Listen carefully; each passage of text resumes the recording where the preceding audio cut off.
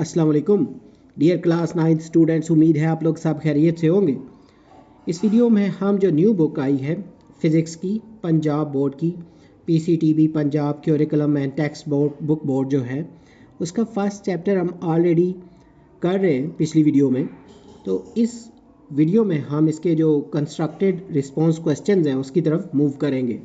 तो इसका जो फर्स्ट क्वेश्चन है, in what unit will you express each of the following, के नीचे ये कुछ स्टेटमेंट्स हैं, बताना है कि इनको एक्सप्रेस करने के लिए ये जो क्वांटिटीज़ हैं आप कौन सा यूनिट जो है वो यूज़ करेंगे। इसमें जो ए है thickness of a 5 rupee coin, तो 5 रुपी का जो कॉइन है उसकी थिकनेस इतनी ज़्यादा नहीं होती, तो इसके लिए ज़्यादा सूटेबल है मिलीमीटर्स जो हैं ये यूनिट यूज़ करेंगे। बी जो है लेंथ ऑफ अ बुक की लेंथ के लिए सेंटीमीटर सही रहेंगे, जिससे आप कॉपी रजिस्टर वगैरह पे लाइन लगाते हैं ना स्केल से, उसके ऊपर सेंटीमीटर्स के निशान लगे होते हैं, वो सूटेबल रहेगा लेंथ ऑफ अ बुक के लिए। सी जो है length of a football field, football का जो ग्राउंड है उसके लिए जो ज़्यादा सूटेबल यूनिट है वो मीटर रहेगा।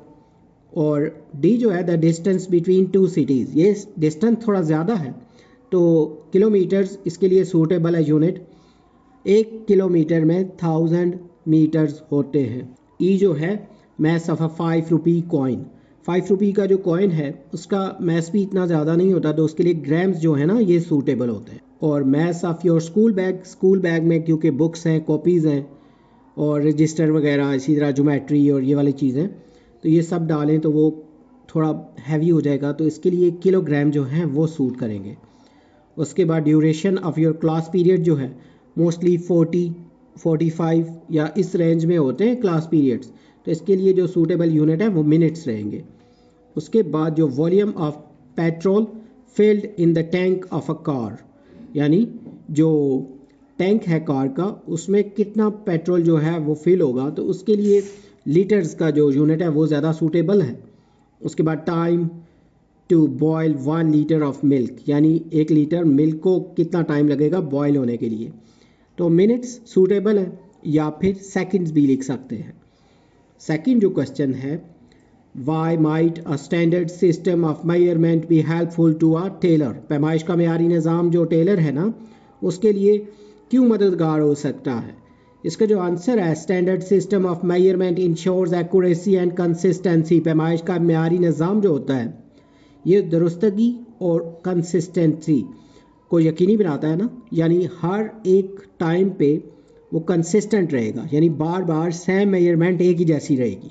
आ tailor needs precise measurements for fabric cutting, stitching and fitting to ensure clothes fit properly, जो उसमें टेलर को ना कपड़ों की जो कटिंग करते हैं, सिलाई करते हैं, उसकी फ़िटिंग के लिए दुरुस्त पैमाइश की ज़रूरत होती है ताकि ये यकीनी बनाया जा सके कि जो कपड़े हैं वो मुनासिब तरीके से फिट हों।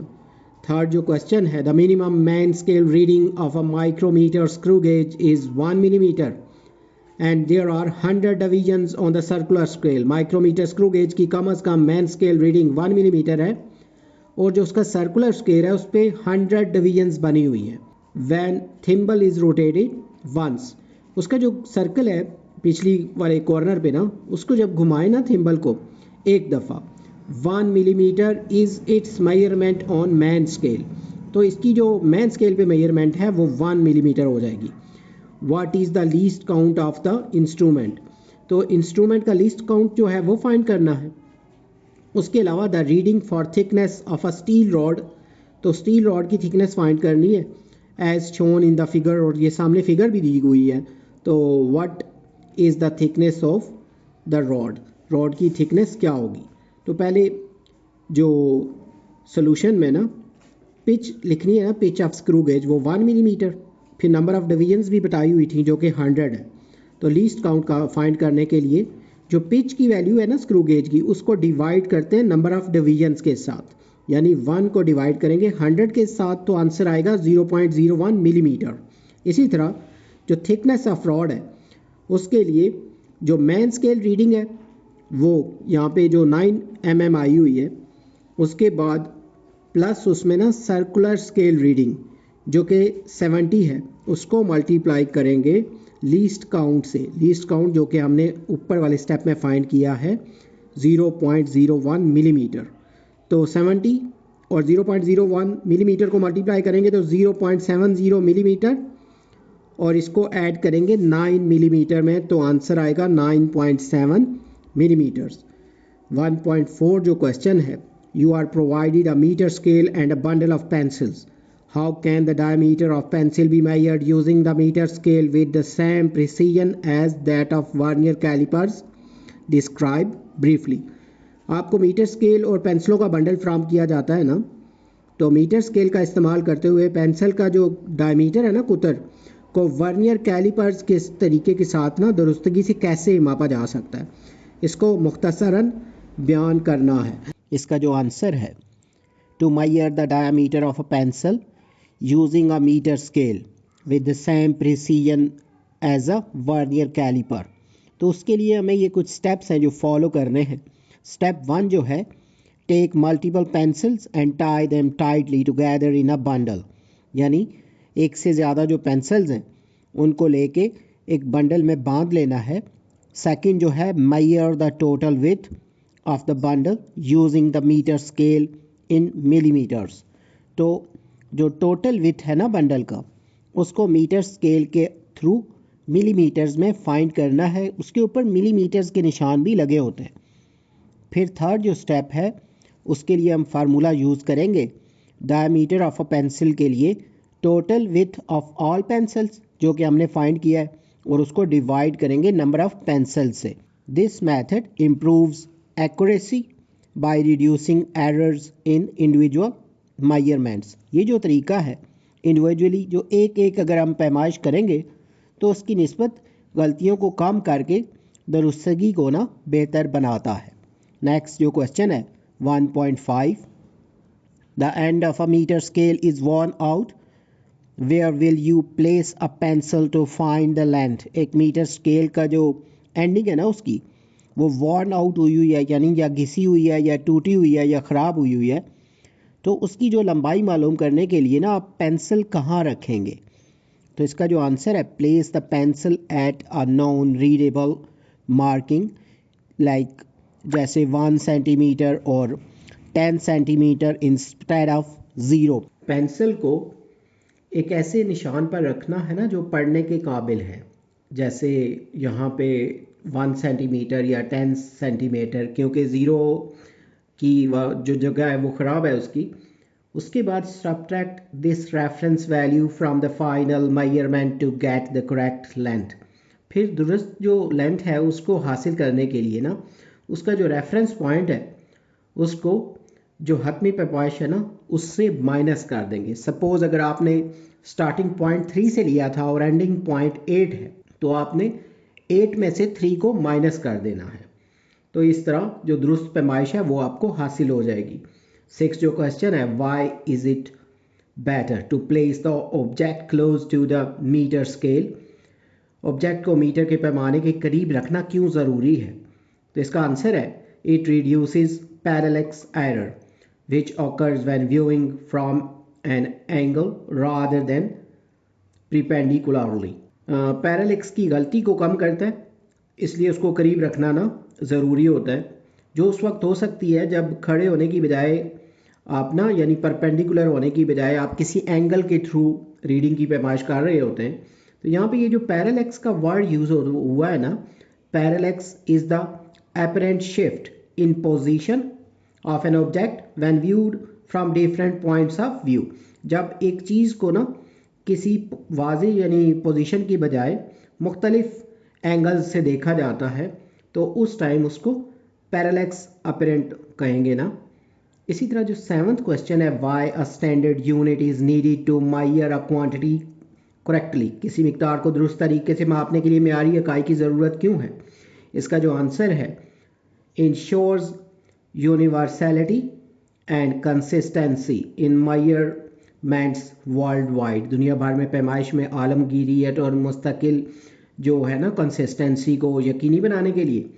उसके बाद prevents confusion caused by different measurement systems, यानी मुख्तलिफ जो पैमाइशी निज़ाम है उससे होने वाली जो कन्फ्यूजन्स हैं, उलझनें, वो भी कम हो जाएंगी।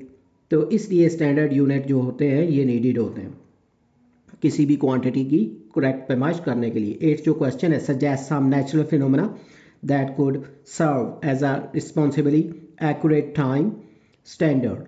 कुछ कुदरती मज़ाहिर तजवीज़ करने जो बेहतर हद तक ना या माकूल हद तक दुरुस्त वक्त के मेयार के तौर पर काम आ सकें, यानी आप उनको टाइम स्टैंडर्ड के तौर पे यूज़ कर सकते हो। तो इसमें के जो आंसर में है ना, एक तो आप लिख सकते हैं rotation of Earth about its axis, यानी जो ज़मीन अपने एक्सिस के गिर्द रोटेशन करती है ना, मूवमेंट करती है, तो इससे डिफाइन होती है लेंथ ऑफ अ डे यानी 24 आवर्स के बारे में। सेकंड जो है ना, revolution of the moon around the earth, जो मून है ना अर्थ के गिर्द जो रेवोल्यूशन काट रहा है या चक्कर लगा रहा है, इससे लूनर मंथ की डिटर्मिनेशन होती है जो कि आलमोस्ट 30 डेज़ के करीब होती है। और थर्ड में हम लिख सकते हैं रेडियो एक्टिव डीके जो है, यानी कुछ मटेरियल होते हैं उनमें से रेडियो एक्टिव रेडिएशन यानी शुआएँ निकलती रहती हैं तापकारी की, और एक ख़ास टाइम होता है जिसमें ये पार्टिकल्स ये रेडिएशन निकलने के बाद हाफ रह जाते हैं। Provides precise time measurement through predictable decay rates of isotopes. तो इससे पता चलता है कि कितना वक्त लगा है उसको हाफ होने के लिए। तो इनकी हाफ लाइफ जो होती है ना, उस पार्टिकल्स जो आधे रह जाते हैं, ये एक फिक्स टाइम होता है, लेकिन ये लॉन्ग पीरियड को जांचने के लिए बेहतर है। उसके बाद जो सोलर साइकिल है, the 11-year cycle of solar activity can serve as a long term time reference. ये जो शमसी साइकिल होता है ये भी जो है ये 11 ईयर्स पर मुश्तमिल होता है ना, तो अगर आपने लॉन्ग टर्म टाइम रेफरेंस रखना है तो उसके तौर पे हम इसको कंसीडर कर सकते हैं। नाइन्थ जो क्वेश्चन है, it is difficult to locate the meniscus in a wider vessel why. तो अगर बर्तन वसी है ना तो उसमें मेनिस्कस का पता लगाना मुश्किल होता है, तो क्यों? यहाँ पे ये जो वर्ड यूज़ हुआ है meniscus, it is the curved surface of a liquid in a container, यानी जब आप किसी कंटेनर में उसको रखते हैं तो उसकी जो सतह होती है ना, ऊपर वाली जो लेवलिंग होती है, वहाँ पे एक कर्व पोजीशन बनती है जिसको मेनिस्कस कहते हैं। तो ये एग्जैक्ट लेवल जो है ना उसको फाइंड करने के लिए यूज़ किया जाता है। ये कन्वेक्स भी होता है और कनकेव भी, और इसकी सामने ये डायग्राम भी दी हुई है, यहाँ से आपको देख के और वाजे हो जाएगा। इसका जो आंसर है, in a wider vessel the curvature of the liquid surface जो है, यानी जो उसका मेनिस्कस है ना, वो ज़्यादा अच्छे से नज़र नहीं आता ना, लेस प्रोमिनेंट होगा। तो making it harder to determine the exact level, यानी एग्जैक्ट लेवल को तयन करना थोड़ा मुश्किल होगा इस तरह। तो इसलिए जो खुले मुंह वाले या खुले जो बर्तन हैं वहाँ पे मेनिस्कस को फाइंड करना मुश्किल होगा। टेंथ जो क्वेश्चन है, which instrument can be use to measure internal diameter of a test tube और डेप्थ ऑफ अ बीकर। तो कौन सा इंस्ट्रूमेंट इन दोनों के लिए बेहतर होगा?